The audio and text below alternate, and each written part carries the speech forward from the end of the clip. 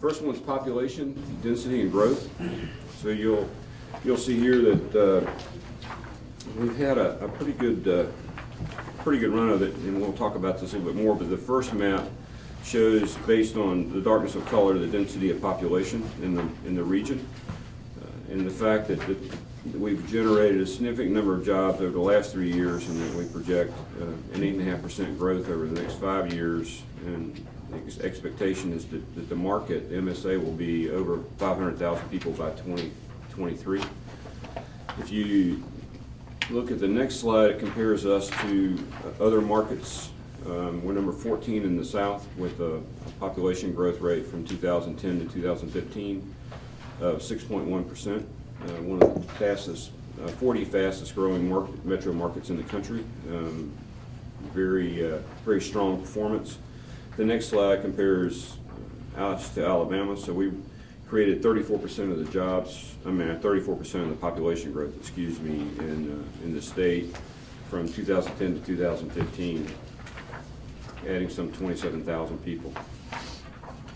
If you look at the next, the gross domestic product, which they will discuss when they get into doing the UAH presentation, we have a 54% growth in our domestic product over from 2001 to 2014, so a longer measurement period than what we talked about with the earlier statistics.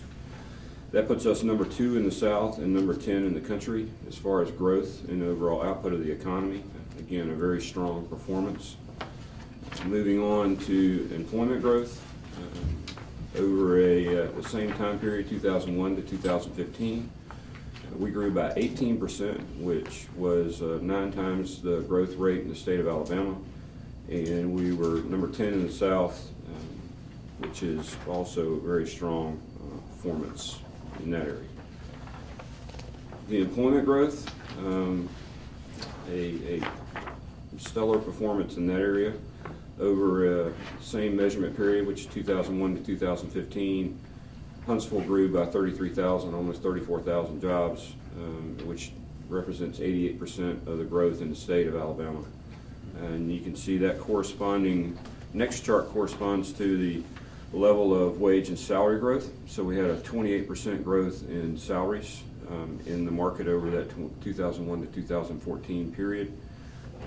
That compares very favorably to both the country and the state. And my last slide before I turn it over to Jeff and his team are the overall comparison. So we're number 7 in the South and one of the top 25 in the country as far as overall growth in wage and salaries. So when we asked Jeff and his team to put this report together, we wanted to make sure that we were able to kind of quantify and reflect what the impact of the recent growth and economic development projects and activity would have on this market over time, and felt it was important to understand that for various different reasons. Some of that is planning, some of that's just for people in the marketplace to understand the dynamics and what's going on in our market. Jeff, I'll let you introduce your team and talk about the methodology and walk through your report. Thank you, sir. Since we're kind of flipping through the charts, I'll probably just use one of these books and keep you on pace, but we can go into any direction that you want. Let me first introduce the brains of the outfit, Dr. Brinda Mahalingam. She's an economist. We're with the College of Business Administration, and I'm with the Center for Management and Economic Research, which is an affiliated research center with the college at UAH. Megan is one of our star students who's worked on a number of impact studies with us, and is here. Could probably give you a student perspective if you want one. First, let me begin by thank you for the opportunity to share our work here. I wish there were more people who are excited about economic impacts, but hopefully you'll find some in your audience today. The Chamber commissioned us to look at the economic impacts of the developments, the job announcements over the last 3 years, 13, 14, and 2015. So we took those projects, the data provided by the Chamber, and we built a regional model and estimated, and I'll talk about the impacts that we estimate as a result of those jobs. Let me first talk a little bit about economic models and impact estimates. First, it's an estimate. The amounts that we show you are things that we have confidence in is representative of the impacts that could be. It's not an exact calculation. I can't make change on these numbers, but we feel that in directions, it tells you magnitude, and it gives you some indication of how those things roll through the economy. The second thing that's important here to understand in economic impact areas is the region of which you're looking. And so there you hear from the U.S. government, Department of Commerce, for example, and others who are releasing, the health of the economy, and you heard the term GDP. Well, essentially GDP is an approximation that we're using here on local levels. And so we've tried to take the numbers based on the industries and industry sectors and roll that through a regional model. And the region that we use are the contiguous counties to Madison County. Regions can be defined many ways. And so you could argue that the region should be larger or smaller, but we have Limestone County, Morgan County, Marshall County, Jackson County, and Lincoln County, Tennessee. One little side note I'll add is that it's a bit unusual to cross state lines on these. We feel that Lincoln County is extremely important to the city of Huntsville, the county of Madison, and the entire region, and so we included it in this analysis. So Lincoln County is in that. It's a small county in terms of population and so forth, and those that work and live and shop in this area, but still an important one. So what you have to, if I can use your slide here. And do you need the bigger booklet too? No, I've got that. I just, Okay. if you guys are following along, it would be just as easy. We had about 68 projects that were announced between 2013, 14, and 15 by the Huntsville-Madison County Chamber of Commerce. And those projects are located all across the region in the county of Madison and in the county of Limestone, but in the city of Huntsville. And so you see that those total projects of about 68. The bottom line, the numbers that I think you want to maybe talk more about is the impact, the results of those 68 projects coming in. Some are the major ones we can talk about in detail if you want, but it will result, we think, in an impact, an economic increase in the economic activity in this region of $4.2 billion. That's billion with a B. That's a big number. 15,200 jobs, and I use operations jobs, and let me explain what that means. Operations are people who are going to those plants every day and working, and the ones that are in the supply chain are working with that.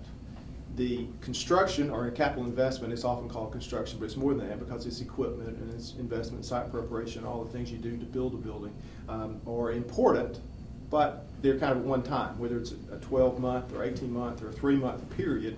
You get that paid, and the construction's over, and you move on. You buy the equipment, you install it, and you move on. All right. So we broke those out. $4.2 billion expansion of the region's economy, 15,200 additional operations-related jobs, and almost $1 billion, $989 million in additional payroll. That's how it hits the pockets of your viewers and your readers. That's a lot of money that will be used either in this region or somewhere else if they don't spend it here, but obviously most people spend it where they live. There's 1.46 or almost $1.5 billion impacting capital investments, buildings, equipments, and preparations. 11,300 capital investment related jobs. $567 million investment in capital related payroll. So those construction workers, for example, or the folks installing the equipment will have $500 million worth of new payroll. Now, if you talk about how it impacts in the areas, you have municipalities who rely on public funds, taxes. Those we estimate to increase for the region about $128 million per year. Yes, sir. Mm-hmm. Is that, you mentioned included Lincoln County, is that including Lincoln County also? And so that revenue is Tennessee's revenue? So not all of that is Alabama's revenue, some of it's That's Tennessee. correct. And not all of that impact is Alabama's impact. It's on the region, so all 6 counties. What would be an estimated percentage of Alabama's revenue? I can tell you that in just a second. And one more quick question. The Sure. second group here, the 1.46, 11,000, is that a part of the first listing of 3 there, or No, is that in addition that's to? in addition. So you have your operations-related activity, expansion of your economy, that's there. It's $4.2 billion per year. Again, assuming the dynamics doesn't change, go up or down. As things grow, it'll get larger. And then your one time, which it's legitimate, a lot of people do add those together. But I think we need to understand that this is an effect that's going to continue year after year, and then there's your impact or your capital investment from that impact. Okay. Then if you look at taxes again, $128 million increase in annual taxes collections, $52 million in net local taxes. And then you have, and so that your 128 includes your employment taxes and other things, but 52 million is your net local taxes, sales taxes, property taxes, and other taxes, which includes education, the portion for education, et cetera. 30 million in local sales taxes, 21 million in local property taxes, about $1 million in other taxes, which is fishing license, hunting license, business license, et cetera, those kinds of things. Okay, let me take a break here and ask Brinda just to give a thumbnail of what economic model we used, and then we can go into the details and I answer your question. Okay, we used what we call the Inplan. Inplan is actually a proprietary model that is based off an input-output model. And Inplan basically collects data for the region. So we bought region, the 6 counties we talked about, we bought the spending patterns.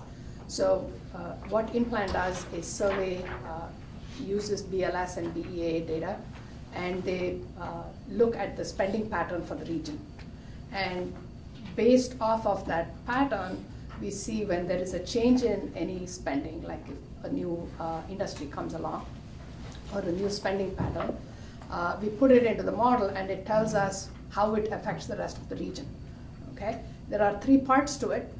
One is the direct spending, that is how much we are investing in a particular industry.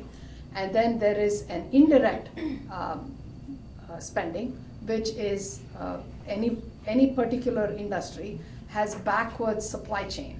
So it demands a lot of inputs for that firm, and that is called the indirect expenditures. And then, of course, you pay your employees and they go to the local stores and buy. That is the induced part of the expenditures. So we have what we call a multiplier that tells us how a dollar spent is going to be spent in that county or in that region, how it's going to be spent. So we have a direct impact, we have an indirect impact, and we have an induced impact. And the total is what we are talking about here, adding up all these 3 impacts. And so any extra dollar spent is going to result in expenditures by others. So when I buy a cup of coffee, it becomes income for somebody else. And so that is what we are calling the multiplier and the total effect of what any expenditure is going to be. So the software is free, but we bought the expenditure patterns for the region. So when we add in these kinds of models, these kinds of expenditure changes, it gives us an overall view of how it's going to affect the entire region. Okay? Any questions on that before we move on? I've got one. Does this model lend itself to being compared to other cities that might go through the same, where you can, or is it an apples to oranges set of numbers, or is there a way to kind of compare to like other cities around wherever? There is a way to, I mean, again, if you want to compare what if Remington was set up, say, in Montgomery County. Oh, okay. Yeah, we could actually compare it and see what the impact would be over there versus over here. We could also compare what if instead of Remington, some other company came in. We could compare those kinds of expenditures as well. We could also tell you what kind of industries would be impacted. And I think our study also gives us the top 10 industries that will be impacted by a particular expenditures. Getting back to the growth issue, we have just astronomically grown in our development within our community or within this part of Alabama. Is that level of growth going to continue forward, and how is that going to be managed by the infrastructure of government? That's That a would check. be Chip's Yeah, that'll be a question for Joe. Ours, we will analyze it for you, but we don't predict it. Right. We can get through this and I told you I would get back to your question, so I will. Okay. As much as I can. I'm not in charge of all of that, but I'm just gonna tell you what's happened and position us for that in the future. Well, actually, my curiosity, basically, and the question which you can probably answer is, with this amount of growth we're seeing, is this something you foresee continuing for a great length of time?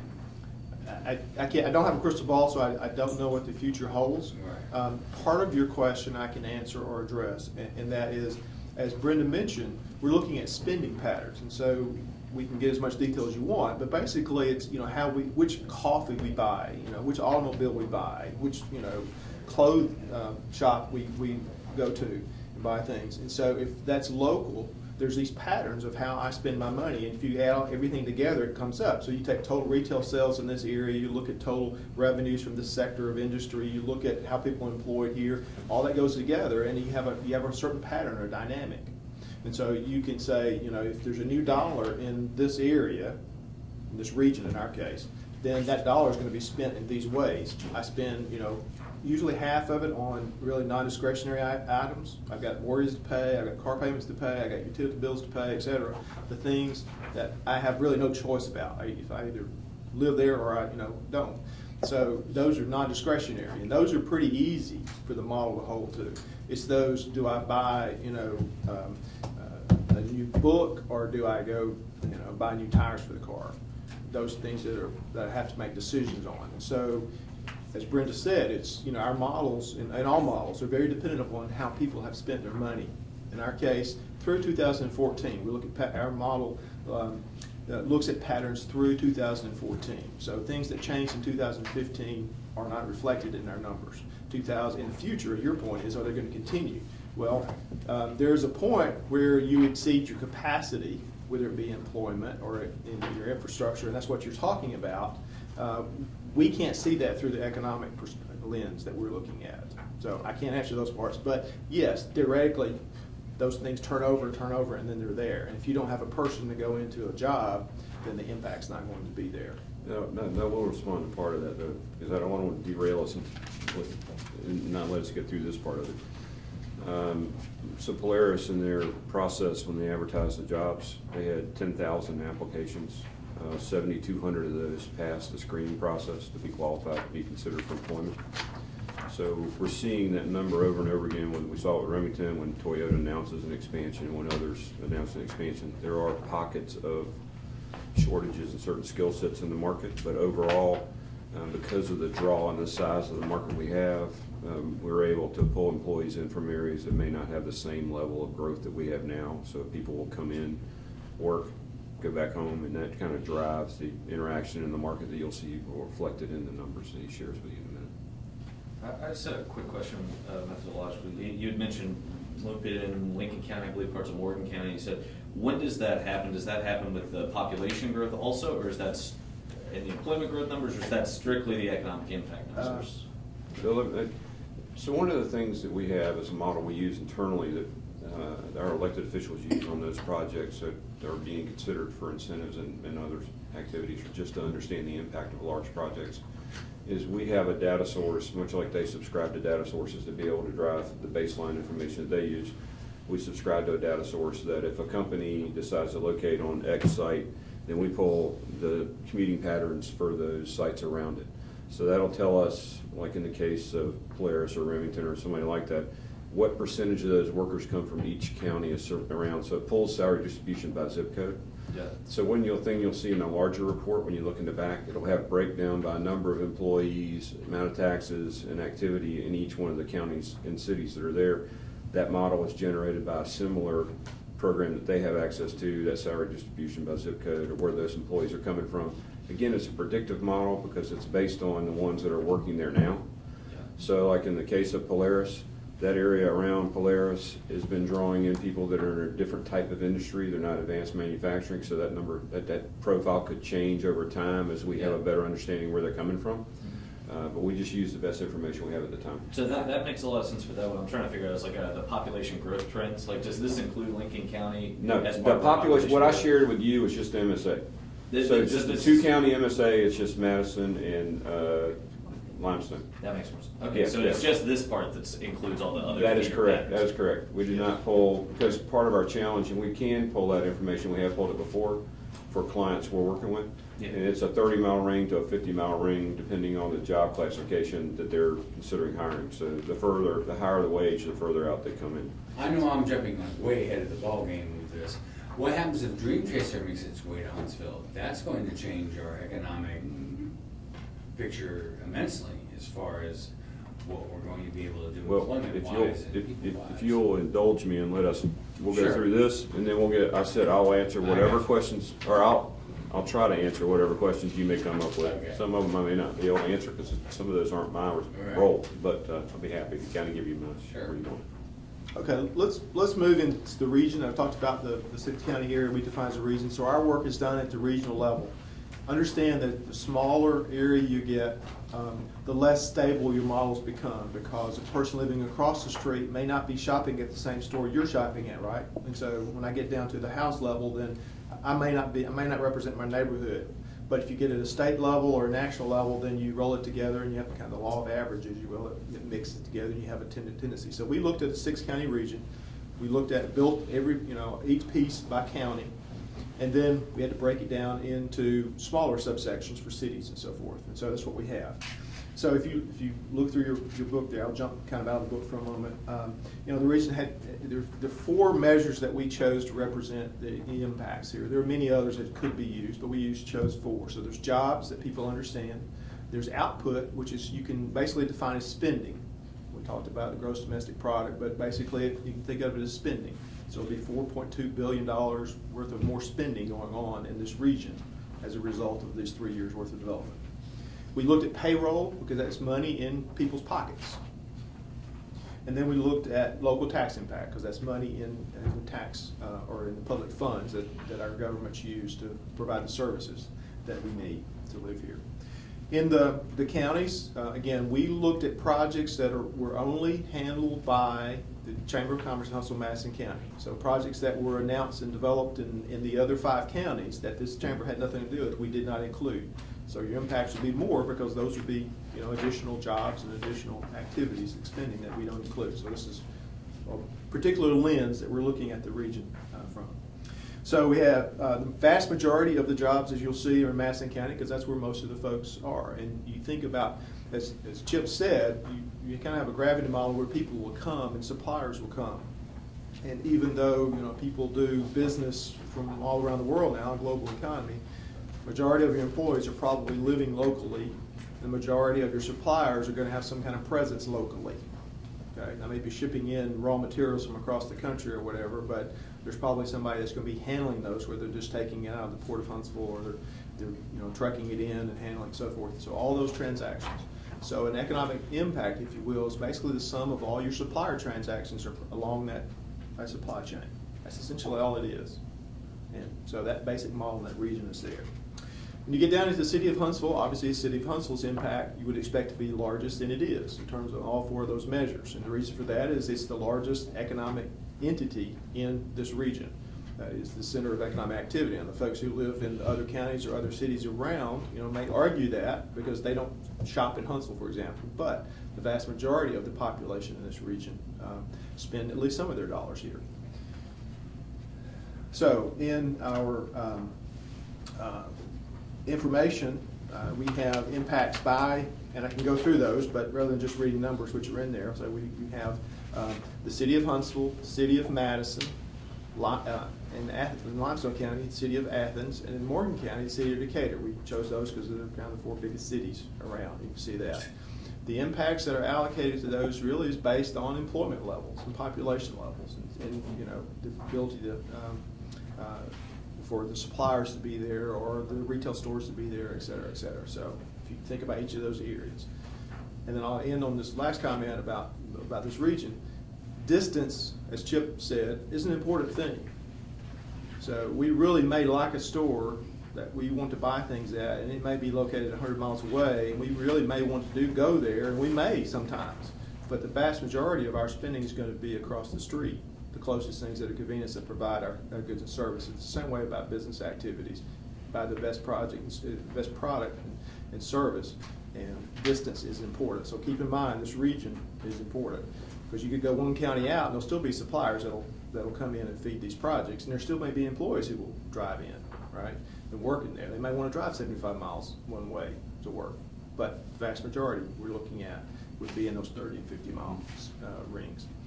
Okay, some of the activities, if you look, I guess it's on page 20 of your report there, this just gives an impact. Brinda mentioned this earlier. And this is the impact for the potential impact, economic output impacts for the top 25 sectors. And so this $4.2 billion worth of additional spending in our region will be distributed approximately this way. Again, don't hold me to the dollar amounts to the penny, for example, but if you look at here, we've got, you can jump through from small arms manufacturing, would be a lot of the activity, and you might want to be able to guess who that is, obviously. Aircraft manufacturing, construction of manufacturing structures, construction of new commercial structures.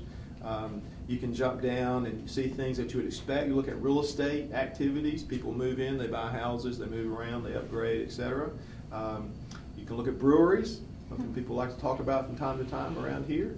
One of my favorite ones is really office of physicians, because you've got more people working and living, shopping here, and so physicians, for example, have an additional $28 million worth of opportunity. And I'll stress that these numbers, the $4.2 billion and the $28 million and everything in between, is only realized if we go get it, if we capture it. It's not going to come to anybody in this region unless they go capture it. So this is opportunity. And so again, while we tend to shop local and work local, if our local providers, whether it be a government or it be a retail store, don't provide what we want, we'll go somewhere else and find it. All right, so it's opportunity. That's an important component. So if we look through employment impacts, you see how that goes down. It's on page 21, and you can kind of, well, probably not any real surprises in there, but you'll kind of see how those employees are. And as Brinda said in her remarks about, where she buys a cup of coffee, well, someone has to be employed to make that coffee. Someone has to be employed to make the cup. Someone has to get the cup to the store. And so, and there have to be people who build the facility that you get the cup, and there has to be equipment to make the coffee and so forth. And so that's how it trickles through in these sectors. So we just chose the top 25. The model has over 500 sectors in it. And so if you can think of it, it's 500 times 500 matrix. And so that's the complexity of how this works in this forecast, or that's not forecast, it's in our estimation. Then a question that came up earlier, if you look on page 22, starting on page 22, you'll see more details, and we can talk about those at any level. I don't necessarily want to just read numbers to you. But again, you'll see 2013, we calculated the impacts for 13, the projects were announced in 14, the projects announced in 15. Then we looked at the direct, which is really the dollar that's in that operation, to build that building, to employ that employee in that operation. And then the multiplier is a function of the indirects plus the induced. Again, indirects are things that are related to the operation of that facility. The induced are the hamburgers I buy at lunch on my lunch break.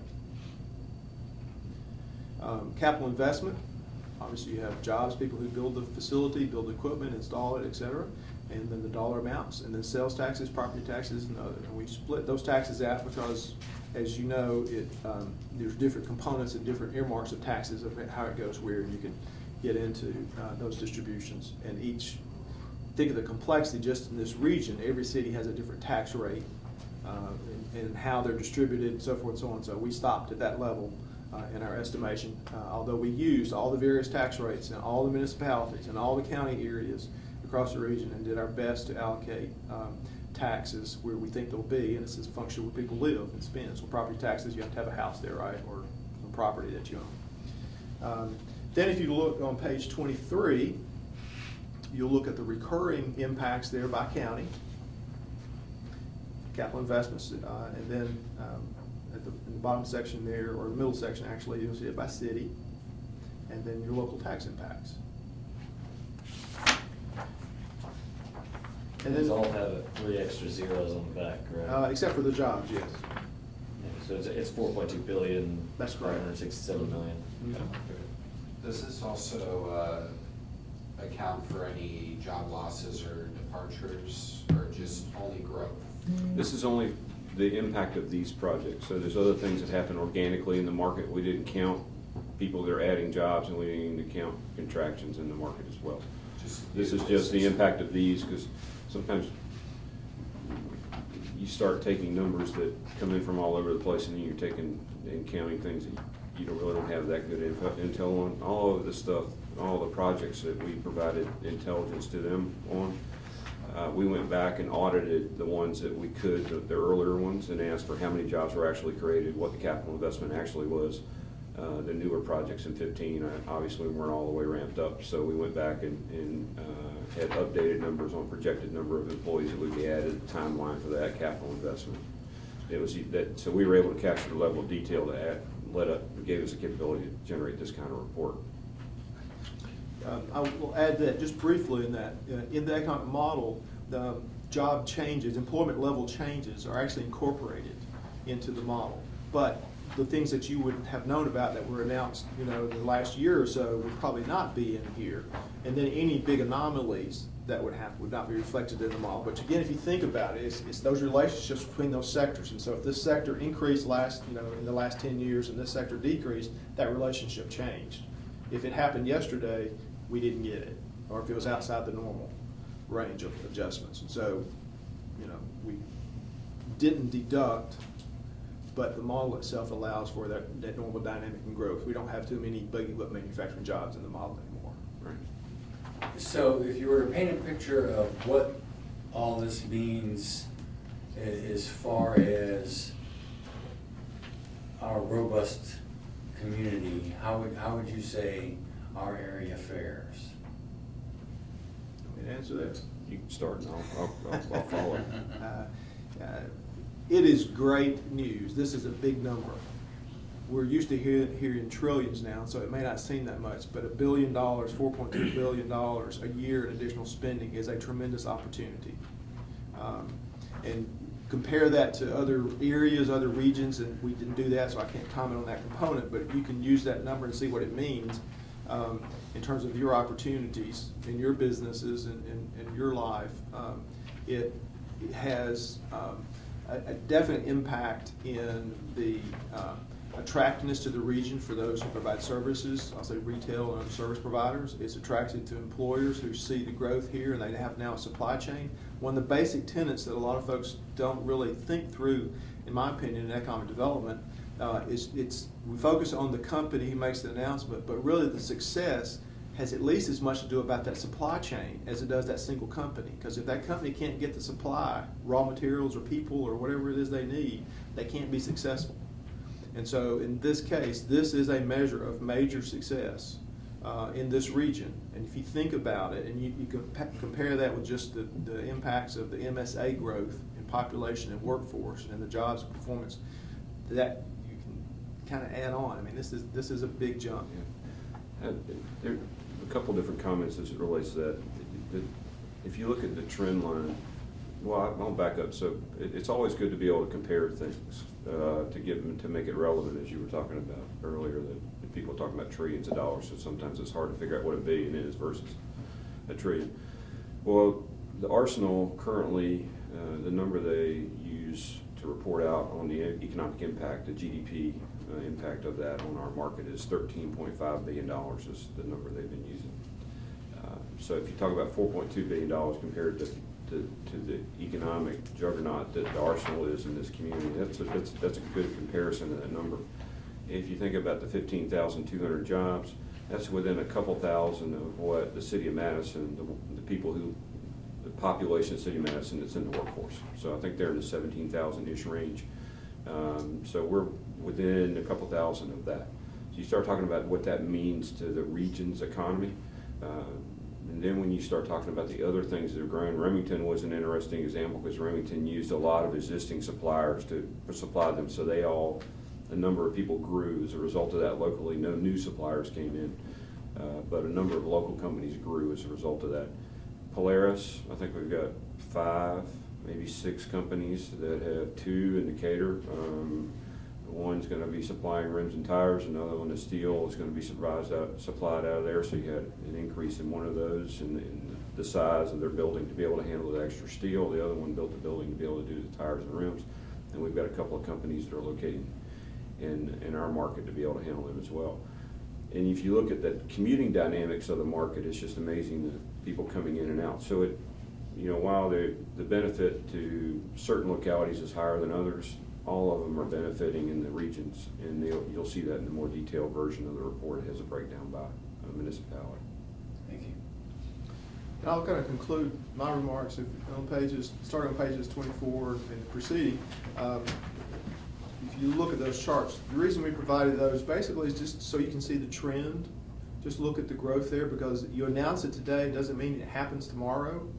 There's a build out, and then there's a ramp up. And so some projects, if you compare year 13, 14, and 15, you'll see the differences here. Some are fairly steep growth, and those do stress. You know, if it's a large growth and it's quick, that's a big stress. If it grows out over time, then you can adapt more easily. So you can kind of flip through those, and you'll see, if you look, at any of these levels, 13, 14, or 15 by year, you'll kind of see how the growth is expected, and those are based on how the project's announced, or a couple of years worth of installation, if you will, capital investment activity otherwise. So, Chip, that's kind of an overview, probably not too quick, but an overview. That was actually pretty fast. And then this is the more detailed report. Right. So these charts, a lot of this information is in here as well as Sure. additional info. Yeah, before we skip off, you said 4.2 billion a year. Is that a year, or is that just, I see that's in the 2013, 2015 one, so is it really closer to 1.7 to 1.8 billion a year, because those are the last? I'm not sure. You might be, are you looking at Which the one? early charts? Which Well, chart I'm are you on page looking? 22. Okay. You guys were saying, You're on page economic 22. impact a Mhm. year is 4.2 billion. Mhm. Is it per year, or is that just over the last 3 years? No, it's per year, starting in 2016. Okay, from 2016 and forward. So the way you get that number is the jobs or the projects, the jobs in those projects, the easiest way to think about it, that were announced in 2013, we expect to contribute about $695 million to of that 4.2. In 2014, the projects that were announced will contribute $1.7 billion, and the projects announced in 2015 will contribute about $1.8 billion. So they roll on top of each They other? roll on top of each other. And then some of them have ramp ups, and that was incorporated in the model, so some of the projects take 6, 7 years to ramp up, some of them take 4 years to ramp up, some of them ramp up in a year or 2 years, depending on the type of project, so that's all factored into the model. It is. So getting back to my fortune-telling questions, what do we see in our future? I think our future is extremely bright. We've been very fortunate, and we are very fortunate to live in a region that's very dynamic and has responded to opportunities and seized upon those opportunities. And it's not just the Huntsville MSA, but it's the entire footprint of the region's actually been able to do that. That, in our business, economic development is all about risk abatement. And so when somebody comes in and selects a community to locate a project, it's about trying to find a community that's predictable.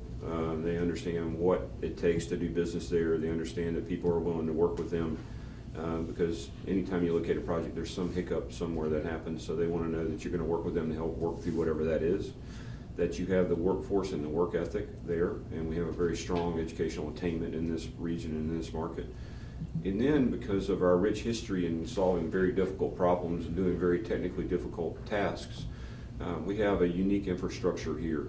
So when talking to Remington the other day, and we were talking about them ramping up their R&D facility in the plant, they were talking about just how pleased they were with the type of engineers that they've been able to recruit to their team, and just their expertise and understanding and what they brought to the process.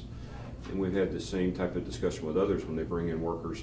They're pleased with that. Like I said earlier, there are some gaps in the market where we have a need to hopefully get some people trained up, so we're doing that organically rather than recruiting them into the market. But overall, people are very pleased. The consultants we work with understand the market and have faith that if they bring a project here, it has a good chance of being successful. And then the workforce is what kind of makes us or breaks us, and that's what has allowed us to grow and excel, because they find the people they need to make their company successful. So we're in a very enviable position, because we don't have some of the bickering and infighting that other communities have between municipalities and some of the people we compete with. And most of the people we compete with are not in the state of Alabama, so I'm not talking about the state of Alabama, but a lot of communities don't enjoy the same relationships we have with local governments, and they don't enjoy the same teamwork and collaboration on a regional basis that we enjoy. And then it's just a little different. You know, we all think we're unique when we start talking about economic development. I truly believe we are because of kind of the blend of things that we bring to the table. And we're willing to, and we have people come in and benchmark against us, and they're just kind of amazed that we were willing to step up and say, okay, we got a transportation problem, a potential transportation problem if we don't get in front of it. And transportation is one of those things, if you don't get in front of it, it takes 10 years to fix it once you figure out you have that problem. So we said, okay, we'll tax ourselves an extra penny on the sales tax so that we can afford to ink a deal with the state where we capture the money we need to take care of those key projects to maintain those commuting patterns. And there's just some things that people don't do, and then you layer on top of that the fact that we're getting ready to roll out next week the CRP master plan, and that's a key economic engine for us. And the community didn't wait until it was broken. It just waited till we need a refresh. We don't need a reset. So just some unique things that I think our future is extremely bright.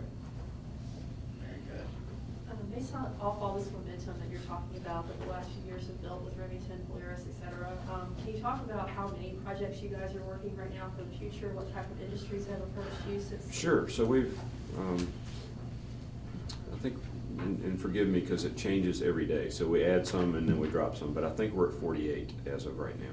Projects you're working on? 48 active projects that we have.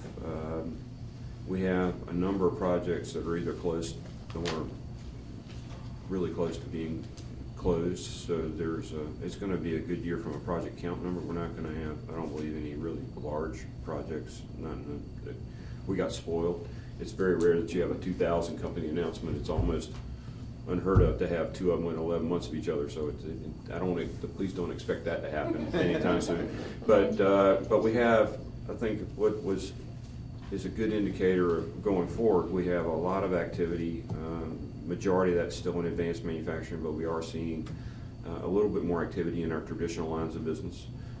About 30-ish% of our activities in the federal arena related projects, so people who do work with the federal government. That's about where we'd like it to be. It's been in the 30 to 40% range. About half, or it might be now at about 45% or so, are brand new to the market projects. And then so the other 55% are people expansions or bringing in new product lines. Well, even these smaller projects can bring great dividends. Yeah, well, the smaller projects, I mean, and that's part of what gets really hard about having this discussion, because people's perspective changes when you have these large ones announced. But your bread and butter is the expansion. You know, the people that brought you to the dance, you take care of the ones that brought you to the dance, you maintain those relationships that brought you to the dance. So we continue to have wonderful relationships, and that'll be a number of the announcements that we'll be able to make this year. We have a number of automotive-related projects. We have some Polaris-related projects. We have some in our traditional line of business projects.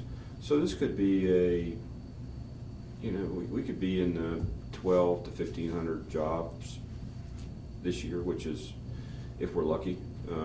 If they all don't, if the ones that I think are going to break our way don't break our way, we'd be in the 800 to 1,000 job range. So it's a very healthy and something that we should all be very proud of. I think we get sometimes a little spoiled by the market we're in, but we've been very, very fortunate. But we've created those spoils. We have been very fortunate, and part of that is self-made, and you're right, the performance, again, getting back to the workforce has been key.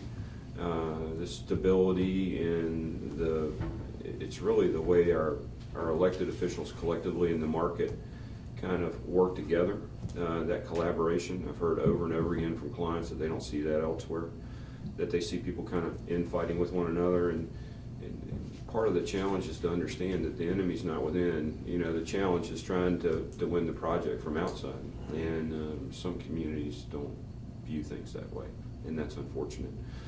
And in our education systems, I mean, we have some hiccups because of various different things on occasion, but overall we have a very solid public education system. And one of the things we've got to figure out how to do a better job of, and this is not our challenge, this is a national challenge, but we're trying to figure out how to tackle it, is align expectations and where people are looking for jobs with where those jobs are. and change the discussion so that everybody's not automatically defaulting to think they need a 4-year degree. They need a post-secondary something, but they don't all need a 4-year degree to be able to be successful in what they do.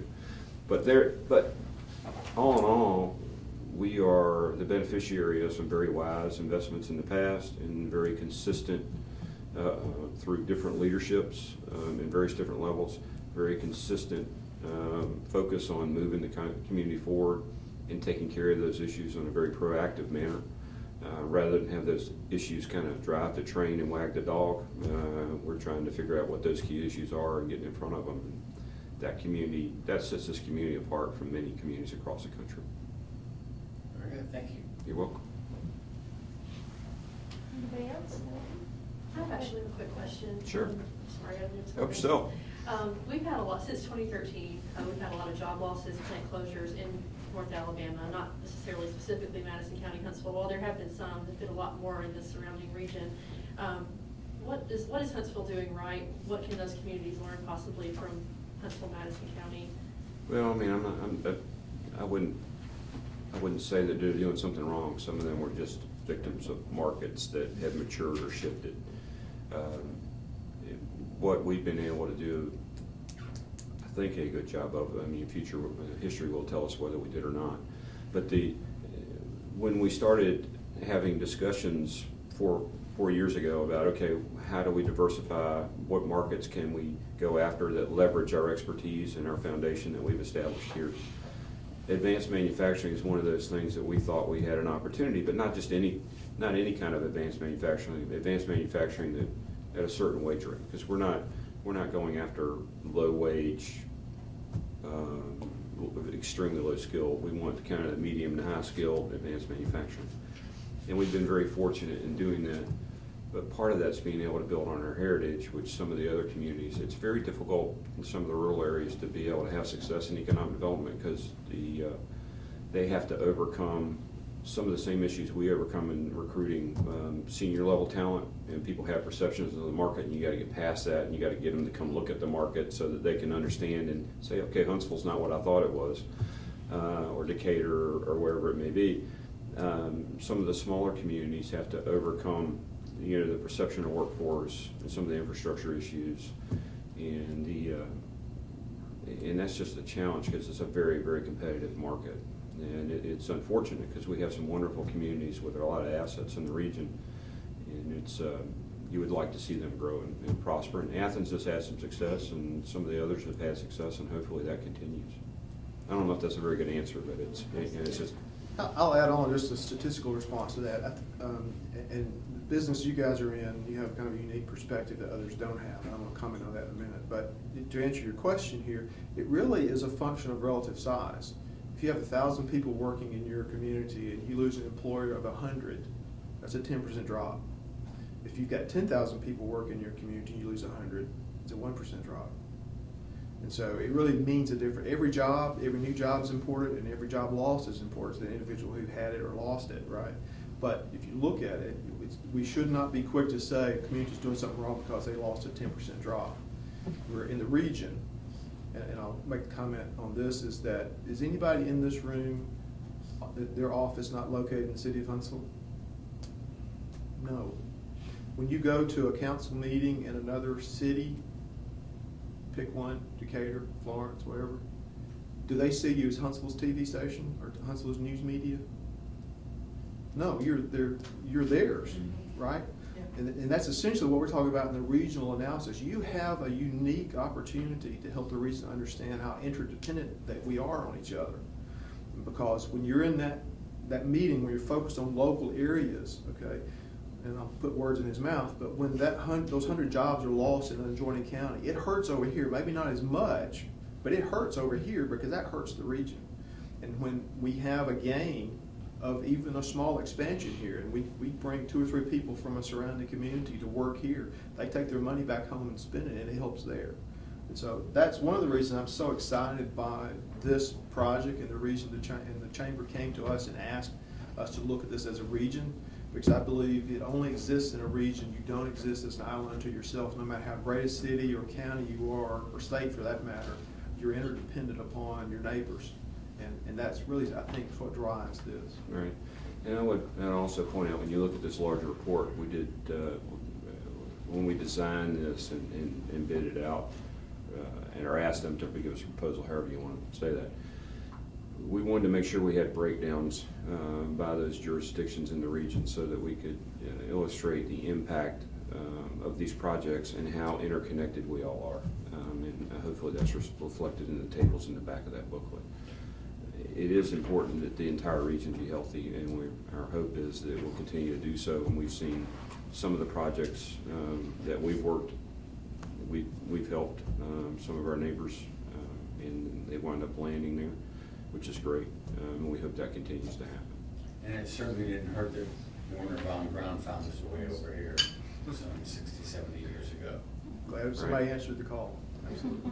Can you say how many people come into Huntsville, Madison County every day from surrounding counties? I'd have to pull the updated, but I think it's in the 110,000 range. Are you concerned about some of the commercial investments that have come here, like Polaris, being more at risk of a global recession, of having a sharper downturn than, let's say, some more inelastic spending type economy, things like, you know, your normal household manufacturing products? If that makes any sense. Part of it, if you think about the economy as an ecosystem and it's interrelated, you want things that run in different cycles. So part of the diversity strategy is you may have the Polarises of the world and Remingtons of the world that run in one cycle, or actually run in two totally different cycles, but they run in different cycles. The aerospace industry runs in different cycles. Obviously, after the Apollo program ended, this market went into a severe downturn when they shut that down and lost it, because I think at that point it was like 70% of the local economy was driven by what happened at Redstone and NASA. So the goal is to have, you can't do anything about cycles, they're going to happen. The goal would be to have enough different people in different industries so that when things go through different cycles, you're not impacted, all of them don't dip at the same time. So that diversity play is to get people and companies in the market so that when one dips, the other one's going up, and it goes like this, and the market stays relatively stable. I don't know if that answers your question, but it just the nature of the beast. I'm wondering, are you concerned, like I know Polaris has had some, I guess, belt tightening measures recently, Boeing has done the same on their commercial side. Right. Are those more at risk than, let's say, you got like a Procter & Gamble plant here, which would be much more stable?